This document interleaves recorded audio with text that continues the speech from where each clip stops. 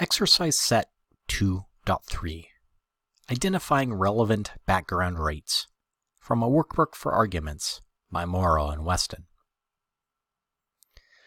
Arguments from a few vivid examples work because we naturally tend to pay more attention to dramatic and vivid events or examples than to the relatively boring background where nothing happens. Background examples include all of the horoscopes that didn't work out, or all of the ships and planes that didn't disappear in the Bermuda Triangle. But non-events, or non-examples, are actually just as important as examples in evaluating the generalizations we might make from them. That is, what the occurrence rate tells you is how significant the examples really are against the relevant background. When dealing with an argument for a generalization, think about which background rates are relevant for deciding how well the particular examples or statistics in the argument support the argument's conclusion. In the Bermuda Triangle example above, for instance, the relevant rate is the rate at which planes disappear in the Bermuda Triangle. Likewise, learning that a dozen famous athletes have lost weight following a particular diet plan doesn't tell us much about the effectiveness of this diet plan. For one thing, a dozen athletes constitute a biased sample. It's a sample full of athletes.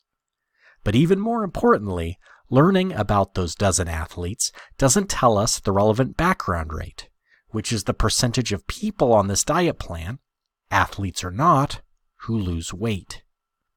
In both cases, we also need to know another rate to evaluate the argument, the rate at which planes disappear in the rest of the world, and the percentage of people on any diet plan and on no diet plan who lose weight.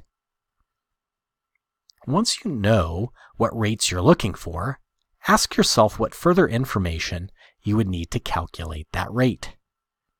In the Bermuda Triangle, for example, you would need to know how many planes pass through the area. In the diet example, you need to know roughly how many people are on this diet plan and how many of them have lost weight. Often, this information is the information you would be looking for if you responded to an argument for a generalization with the snide, but often still appropriate comment, "Oh yeah? Out of how many?" Sometimes background rates matter in a more subtle way. Consider this little puzzle.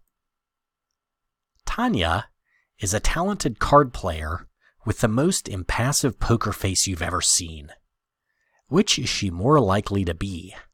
A high school teacher or a professional poker player? Tanya sounds a great deal like a professional poker player.